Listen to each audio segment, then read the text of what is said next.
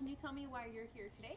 Yes, I'm here today because I want to share with community members in the Inland Empire about what's happening to some of us here in Bloomington and what's happening environmentally and what's affecting our rural lifestyle. The Inland Empire, Bloomington included, has been really recently invaded by warehouses, and with that comes environmental pollution, and with that comes more truck traffic, and those are all things that really threaten the way that we've lived in a calm residential equestrian lifestyle here in Bloomington. And it's something that the effects of it are very visible and continue to get worse.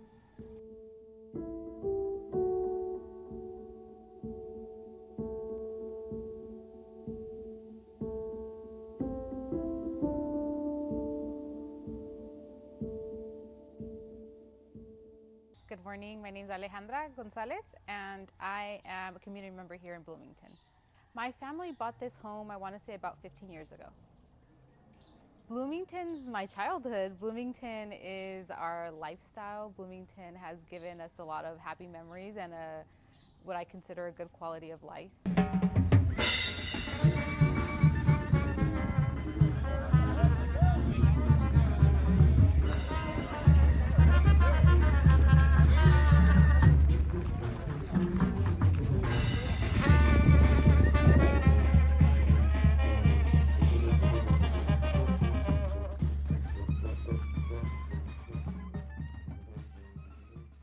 Bloomington in particular, it was probably when they built the warehouse that's located on Slover. It's an Amazon warehouse. It's right behind a residential neighborhood. And then it became even closer and apparent to us when they built the warehouse that's located, and you can see from our backyard. That was another, oh wow, it's here, it's happening now. And then most recently with the Bloomington Business Park project that's proposed to rezone 213 acres of residential land into industrial commercial space. That's really when it's like, wow, they're really changing the makeup of what we call home. We all know California needs more housing, but in some parts of the state, like the Inland Empire, developers are buying land meant for residential units to build warehouses. A city within the Inland Empire, Fontana, has embraced warehouse development and make an argument for the construction of warehouses. Our city is growing, and our infrastructure must grow with it. We are the largest city in the largest geographic county in the U.S., and our population is expected to reach 280,000 by the year 2040.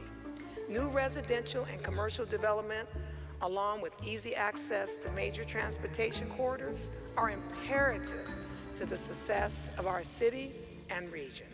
Fontana has become the hub for our region's growth in manufacturing, transportation, and logistics. Many think of these buildings as just warehouses, but they are job centers. I want to change the narrative right now. They are job centers. These job centers provide a wider range of employment, from entry-level to highly skilled positions for our Fontana families, neighbors, and friends. However, others in Bloomington, like Alejandra, can't ignore the impact warehouse development has had in their community. So my name is Fernanda, and I am currently a student at Cal State San Bernardino. I'm on my last semester, so I'm graduating the fall. I started last year because I was taking a photo class, and so I was kind of, brainstorming about what I could do with my projects. And so I realized I could document, Bloomington, since I've never actually done anything like that. So I realized I should really start documenting it before it starts changing drastically to the point where no one's gonna know what it was before. I went to the library, the Bloomington branch library, and I asked if they had any archival documents, and they only really had this plastic box, and that was all they had. It had what was it? It was a essay written by, I think, like a Cal Poly student, like in the 70s. Yeah, and that's really all they had. Some yearbooks, some old newspaper clippings, and that's what I found. And so I realized there was a lack of photos and history. So that's why I also wanted to, you know, contribute to that. I post a lot of my stuff, my photography on Instagram, and then I recently did a Bloomington exhibit with my friend Daniel Sigala. They also live here in Bloomington, and so the whole show was about the land and how it's been changing in Bloomington. And so a lot of people did go, and we also had little like flyers, brochures, talking about it so people could take it home with them. And we also had Instagram scan codes on there so they could, you know, reach out or look at the Concerned Neighbors of Bloomington's Instagram. The issues that are going on in Bloomington, since there's a lot of warehousing development going on, and I've been kind of just documenting the whole landscape currently as it is right now before, you know, it completely changes and turns into, you know, like a warehouse city. Have you noticed anything positive or negative with the warehouses coming? Have you noticed anything positive? I really can't.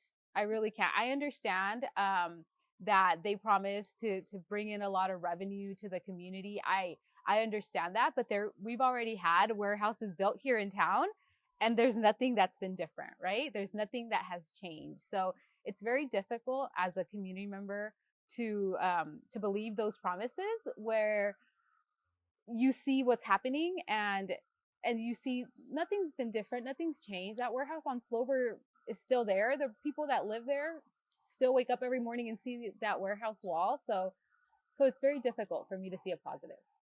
It's because of community members like Alejandra and Fernanda is why the Bloomington community are fighting back against the warehouse development to preserve their way of life.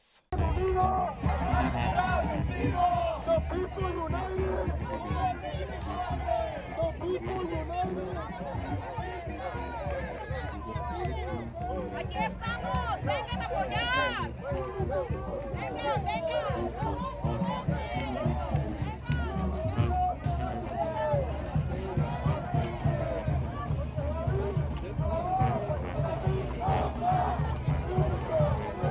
For me, this is a super special moment for me because I'm from Bloomington. I grew up here, and this community is super important to me. It's here in my heart, you know.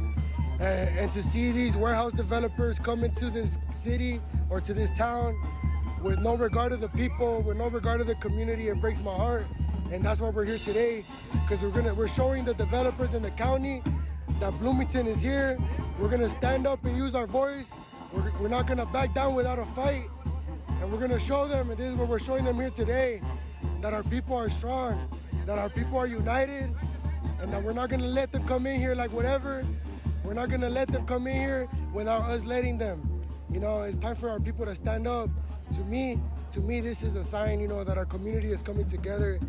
It's a sign that there's hope for the future generations. And we're gonna keep on fighting until our community is safe from any more developers.